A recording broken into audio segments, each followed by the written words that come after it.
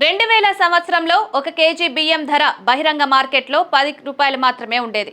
ప్రస్తుతం 2025 సంవత్సరం నాటికి బియ్యం ధర 50 రూపాయల నుంచి 60 రూపాయల వరకు పెరిగింది.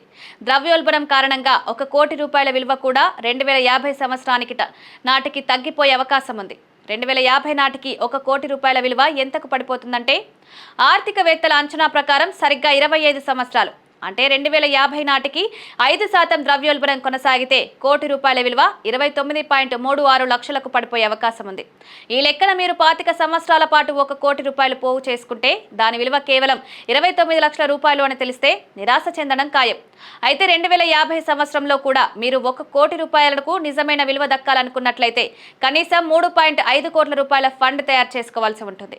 3.5 కోట్ల రూపాయల ఫండ్ కోసం ఎందులో ఇన్వెస్ట్ చేయాలి?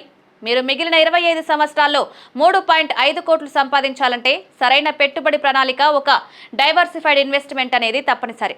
ఇందుకోసం ఫిక్స్డ్ డిపాజిట్లు, public provident fund, national pension fund, mutual funds వంటివి సహకరిస్తాయి.